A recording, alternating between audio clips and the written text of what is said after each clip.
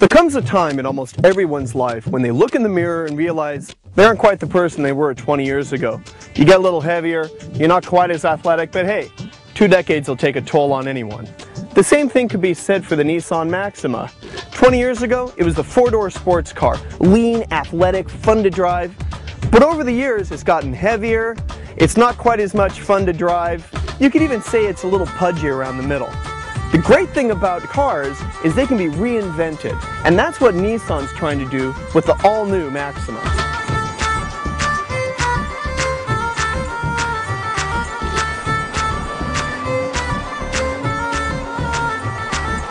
To help proclaim its sporty identity, the first thing engineers did was to give the Maxima more power. It uses the same 3.5-liter V6 found in the previous version, but through some serious retuning, the new car puts out 290 horsepower and 261 pound-feet of torque. That's 35 more horses and 9 more pound-feet of torque than the previous model. Power is routed to the front wheels through a continuously variable transmission, now featuring a special DS mode on sport models, which when used, enhances sport driving with better acceleration, automatic engine braking, and improved performance while cornered.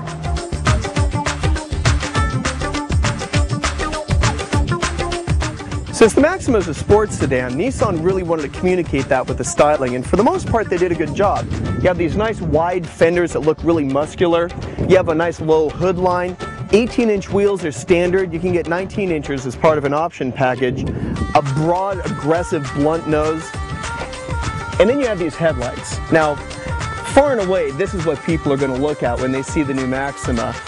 Nissan calls them L-shaped, but am I the only one that sees lobster claws?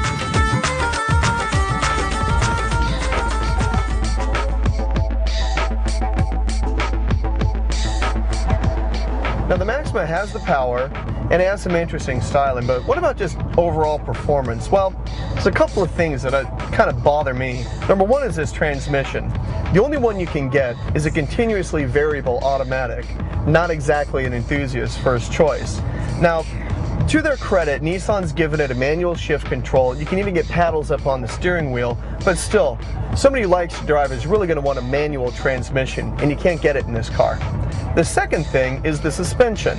It's pretty lumpy on roads that are a little rougher. Now, you can accept that in a sports sedan if there's a handling payoff, but in this one, there really isn't. It's okay, but the car is still all over itself. There's too much roll, it bounces around too much and bumps and that kind of thing. So there's really not that kind of payoff.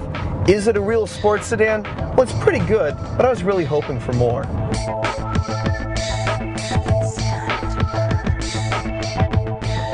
So the question is, has Nissan revived the 4-door sports car with the new Maxima? Well, they certainly come close. This Maxima is a lot more fun to drive than any other Maxima in recent history. It's got more power, it's got a lot of interesting features inside. However, sitting next to it on the showroom floor is the Altima.